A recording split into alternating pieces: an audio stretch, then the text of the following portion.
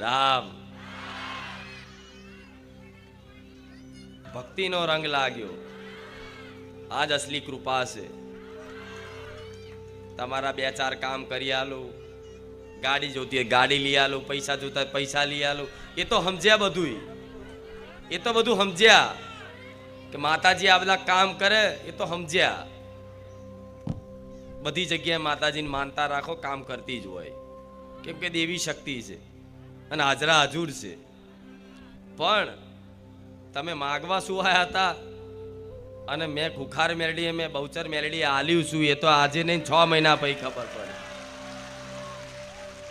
6 મહિના પછી ખબર પડી કે મારી અમે શું માગવા આયા હતા તારી જોડે અને તે અમને શું આપ્યું.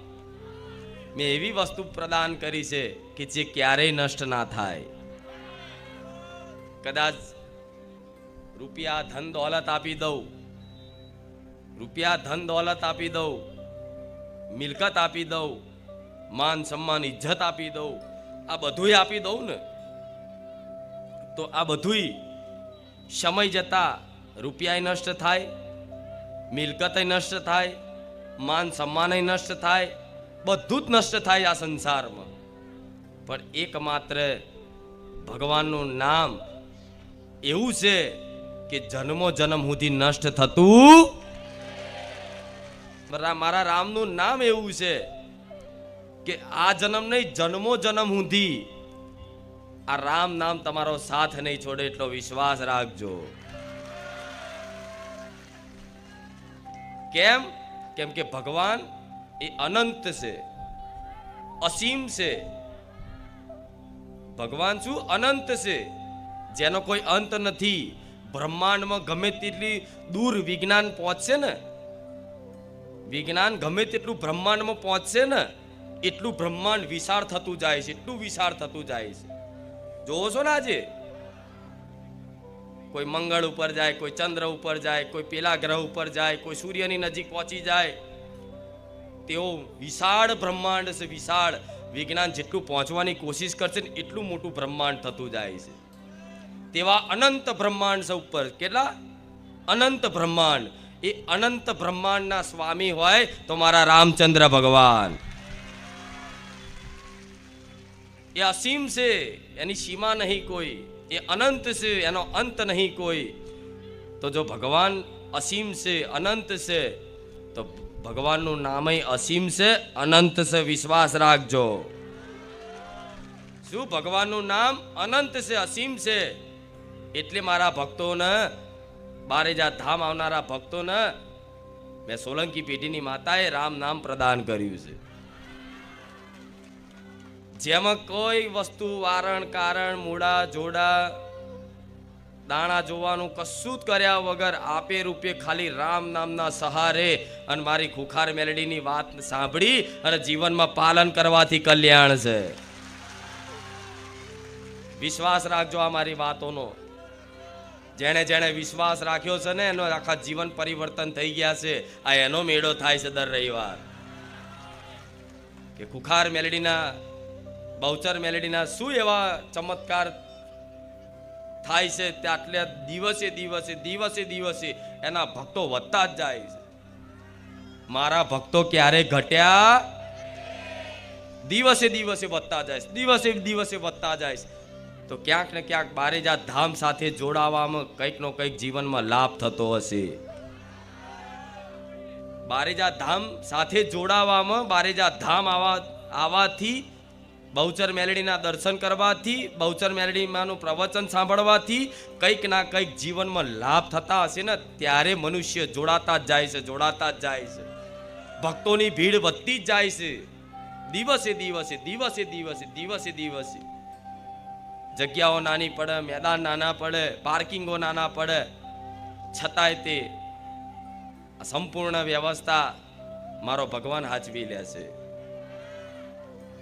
રામ. કેમ? કેમ કે હું રામનું નામ લઈને આવું છું માતા. શું? હું રામનું નામ લઈને આવું છું માતા. હું રામનું નામ લઈને મારા દીકરાના ખોડીએ ઉતરું છું. તો એ જ રામનું નામ બારેજા ધામ આવતા ઘેરથી રામ માડી રામ કરીને નીકળો ને અને રામ માળી રામ કરીને જાવ ને તો લગીને હું બહુચર માતા, હું મેરડી માતા જોડે ને જોડે જ રહું. રામ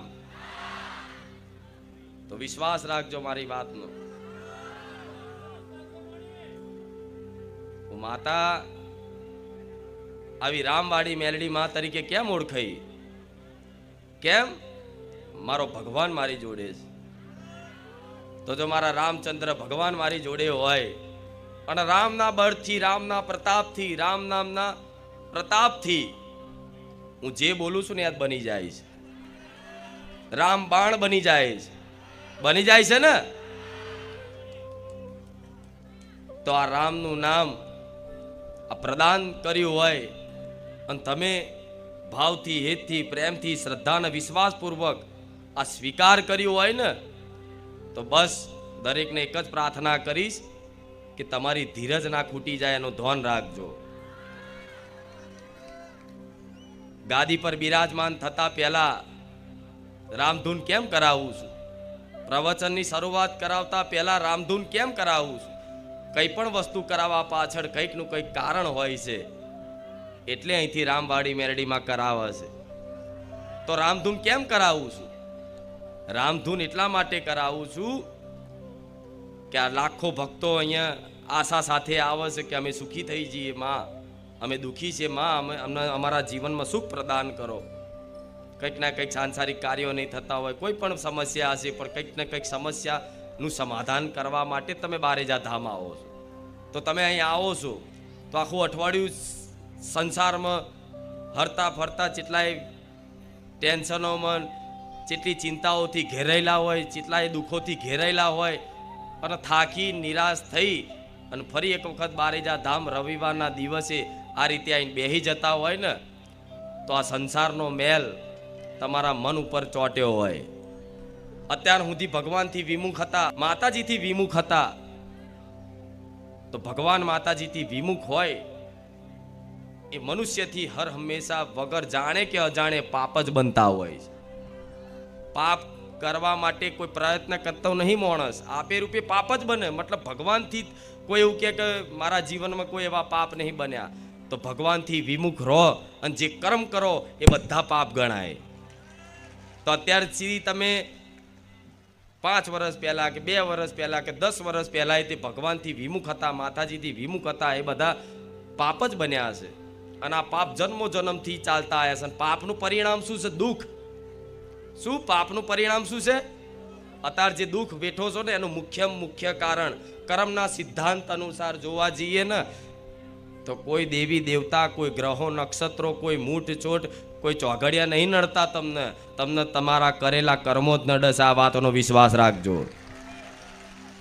શું દુઃખનું મુખ્ય કારણ કર્મના સિદ્ધાંત અનુસાર શું છે? પાપ કર્મ. આ દુઃખ છે અત્યારે વર્તમાનમાં. તો વિશ્વાસ રાખજો અમારી વાતનો. ક્યાંકનું ક્યાંક પૂર્વમાં તમારો કોઈ એવો અપરાધ બની ગયો છે, કોઈ એવું પાપ બની ગયો છે, એના ફળ સ્વરૂપ અત્યારે હાલ તમે દુઃખની પરિસ્થિતિમાં રહો છો. શું પૂર્વમાં કંઈક નું કંઈક પાપ બની ગયું હશે. આ જન્મમાં નહીં હોય તો આવતા જન્મમાં કંઈક નું કંઈક એવા પાપો બની ગયા છે. એના ફળ સ્વરૂપ તમે હાલ જે પરિસ્થિતિ વેઠી રહ્યા છો દુઃખની, એ પૂર્વના પાપનું પરિણામ છે. શું છે? પૂર્વના પાપનું પરિણામ છે. અને હાલ કઈ બી તમે જીવનમાં નાનું મોટું સુખ એ અનુભવ કરતા હોય એ પૂર્વના કંઈક ના કંઈક પુણ્યનું પરિણામ છે. શું છે? પુણ્યનું પરિણામ છે. તો આ પાપ પુણ્યના ખાતાના કર્મના સિદ્ધાંત અનુસાર આ જીવનમાં સુખ દુઃખ આવતા જ જતા રહે. શું? સુખ દુઃખ આવતા જ જતા રહે. તો તમે ક્યારે એવી ઈચ્છા ના કરતા કે હું કાયમ માટે બસ સુખી જ રહું. ના, જીવનમાં સુખ આવશે ને તો પાછળ દુઃખ વેઠજો.